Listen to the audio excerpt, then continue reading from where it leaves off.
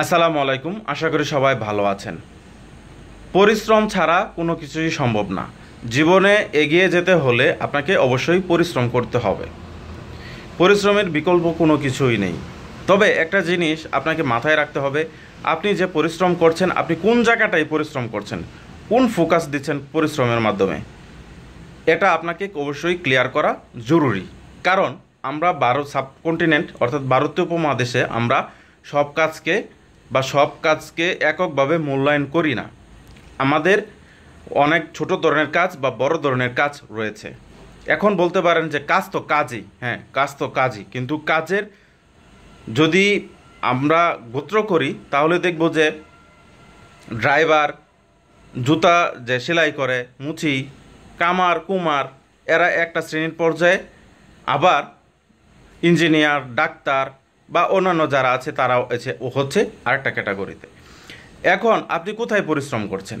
এখন আপনি একটা শিক্ষিত মানুষ আছেন, আপনি লেখাপড়া করা জানা একটা মানুষ। এখন আপনি যদি ওই নিম্নমানের কাজ যদি করে থাকেন, আমি আবারও বলছি যে নিম্নমান বলতে আমি যদি অন্য দেশের তুলনায় যদি বলি যে বাংলাদেশের আসলেই শ্রমের নিম্নমান উচ্চমান হয়, কিন্তু আপনি যদি আমেরিকার সোসাইটি দেখেন হয়তো সেটা এরকমভাবে নয়।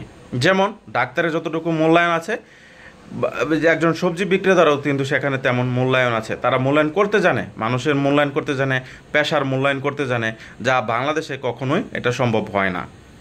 যেমন আপনি যদি ইউরোপের দিকে তাকান, যে একজন ডাক্তার যে পরিমাণ টাকা উপার্জন করে, একজন শিক্ষক কিন্তু সেই পরিমাণভাবেও টাকা উপার্জন করতে সক্ষম হয়। আবার একজন ঝাড়ুদার, তারও অবদান কিন্তু কম নয় সমাজে, এটা তারা বিশ্বাস করে। একজন ব্যবসায়ী, তারও অবদান আছে। একজন কৃষক, তার অবদান আছে। এই যে এক সাইজ করে ফেলা, এই যে একই ক্যাটাগরিতে ফেলে দেওয়া, এটা বাংলাদেশের নেই।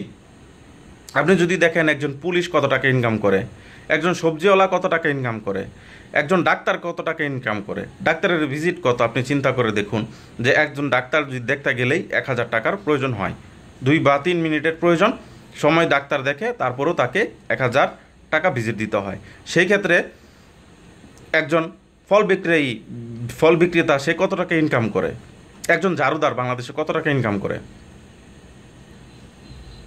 একজন সিএনজি চালক মাসে কত টাকা ইনকাম করে, একজন সাধারণ কর্মজীবী কত টাকা ইনকাম করে, বাংলাদেশের সর্বনিম্ন মাসিক মজুরির হার কত, আপনাকে চিন্তা করতে হবে এবং আপনার যে মূল্যায়ন সেটা বুঝতে হবে।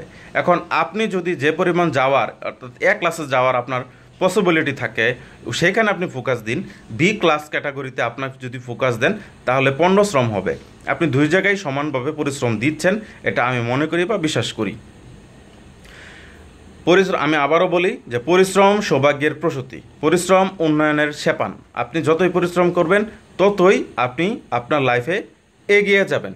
তার আগে আপনাকে লক্ষ্য নির্ধারণ করা উচিত, আপনি কোথায় পরিশ্রম করছেন, কিভাবে পরিশ্রম করছেন, এই পরিশ্রম করলে আপনার কী লাভ হবে, আপনি কত দূর এগিয়ে যাবেন, এটা আপনাকে বোঝা উচিত।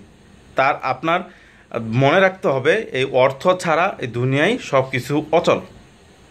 অর্থটাকে সংগ্রহ করতে হবে হালাল উপায়ে, হালাল রিজিকভাবে।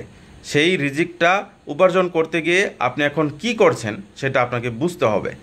হ্যাঁ, যদি সাময়িক অবস্থা, যদি আপনি আমি একজন রিক্সাওয়ালাদের দেখলাম যে তার ছেলে তার বাবার রিক্সা চালাচ্ছে, সেই বলল যে আমার ছেলে এটা অনার্স মাস্টার্স কমপ্লিট, সে এখন আমার রিক্সা চালায়।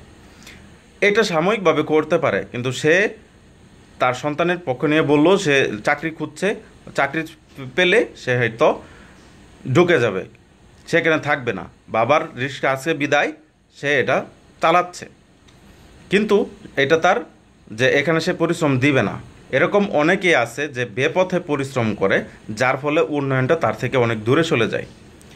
আপনি কোথায় পরিশ্রম করছেন, আপনাকে লক্ষ্য মাধ্যম বুঝতে হবে এবং সে অনুযায়ী পরিশ্রম করতে হবে, তার হলেই আপনাকে পরিশ্রম সৌভাগ্যের প্রস্তুতি হবে এবং একটা ভবিষ্যতে একটা ভালো এক জায়গায় যেতে পারবেন। আর যদি সেটা না হয় তাহলে পরিশ্রমটাই বিফলে যাবে। সবাই ভালো থাকবেন এবং সুস্থ থাকবেন। আসসালামু আলাইকুম।